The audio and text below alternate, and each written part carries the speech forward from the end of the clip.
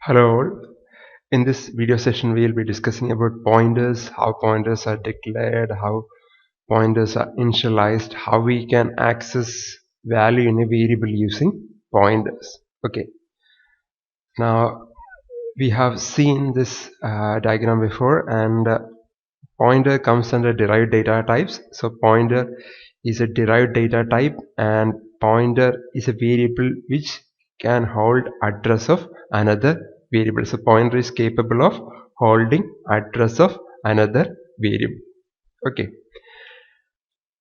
Now before we go on and see how they are declared, we should discuss about two operators associated with pointers. First one is ampersand, which is called address of operator, and it is used to get address of a variable, and we have used this ampersand or address of operator in our scanf function.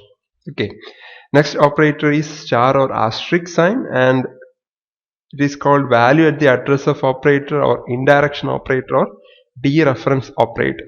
Okay, so pointer holds an address, and if we want to get value stored in that particular address, we will be using this asterisk or star operator. Okay, and this asterisk or star operator is also used for declaring pointers. Okay, we will see all this. Just remember about these operators, ampersand and asterisk sign or star. Okay, so this is how we'll be declaring pointers.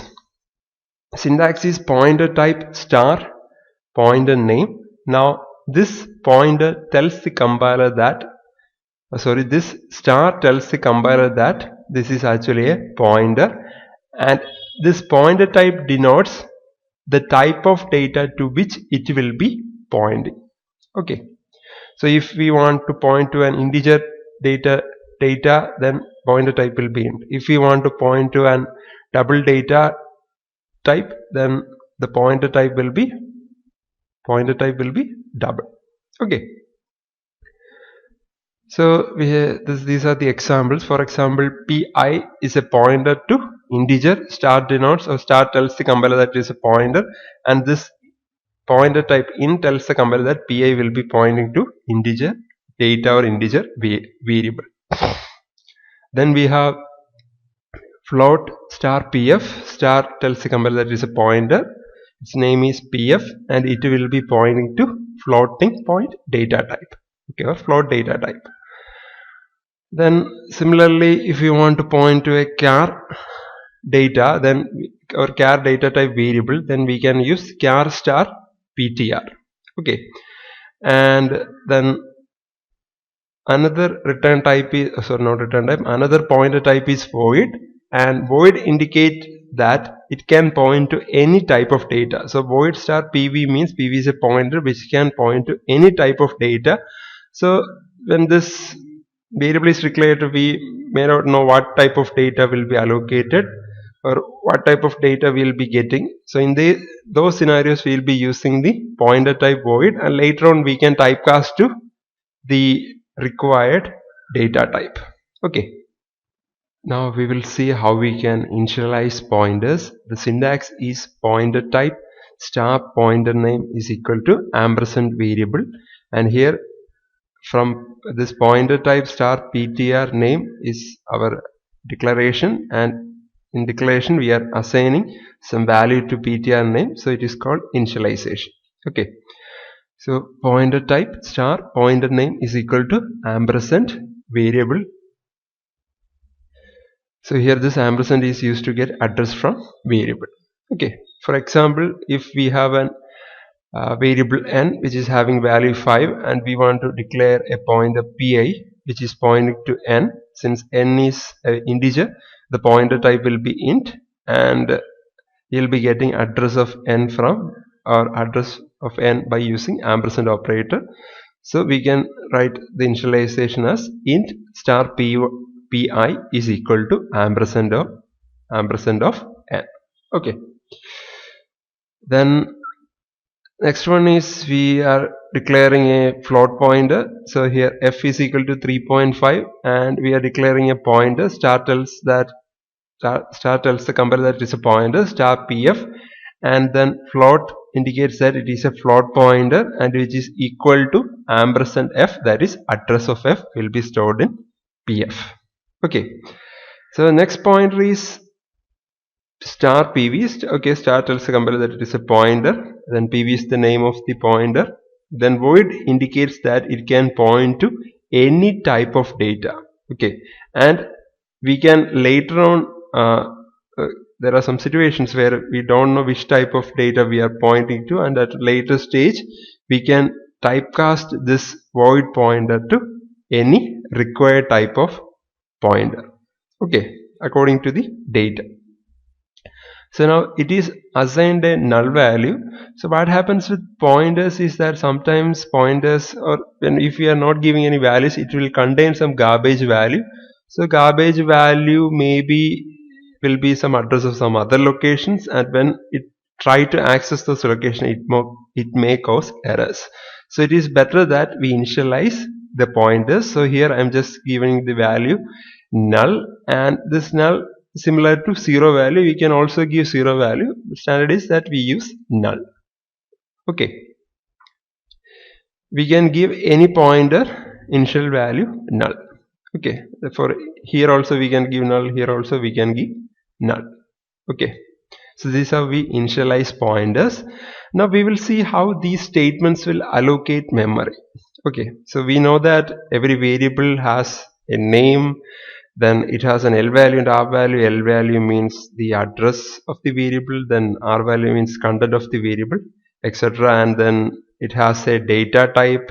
Okay, so now we have int n, so that statement will allocate a memory block, and it will having, okay, it can have any address. For I am assuming that it is having address 1001 and the value is 5. Then when this statement is executed, it tells the compiler that it is a pointer. Then memory will be allocated for pi, and it will be having an address, and then when ampersand n is executed, this 1001 will be stored in its location. Okay, similarly when this statement is executed, memory will be allocated for f, there will be address and value. Then when float star pf is equal to ampersand f is executed, memory will be allocated for pf, it will be having an address, and this address of f will be stored in pf. Okay, now in case of when this statement is executed, memory will be allocated for pv, and since it is null, 0 will be stored inside pv. Okay, so this is how memory will be allocated. Just remember about this concept, and also remember that all the memory are byte addressable. Okay, so we can access each memory by using byte address. Okay, so smallest unit of memory will be considered is byte. Okay, now we will just see an example of how we can print value using pointers. Okay, so here I have a main function. So okay, we have main function, then a variable n is declared, so memory will be allocated for m. So it is having an address, assume it is having an address 1000. Then star p is equal to null executed, so memory will be allocated for p, and since it is initialized with null, it will be having the value 0. Then printf enter a number is entered, and it is stored at address of n, that is it will be stored at 1000. Let's say 10 is stored here. Okay, then after that p is equal to ampersand n is executed, so address of n will be assigned to p, so p will be having the value 1000. So when this statement is executed, this 1000 will be stored at p. Okay, so p will be having the value 1000. Then we have printf n equal to %d \n, p equal to %p. So %d is for printing, format specifier for printing integer, and %p is format specifier for printing addresses. So it will be printing in some hexadecimal form. Okay, for simplicity we have written it in decimal form. Usually addresses are written in hexadecimal form or long binary form. Okay, so first format specifier will be getting value from star p, and second format specifier star p will be getting value from p. Okay, so we have already mentioned that star has two purposes. First is during declaration, and second is value at the address of operator or indirection operator. Okay, what is the use of this star function? Star function finds out the value of address stored in P. Okay, so star P will be, what will be the output of star P? Star P means value at the address stored in P. Okay, so what is address stored in P? 1000. What is the value stored in 1000? It is 10.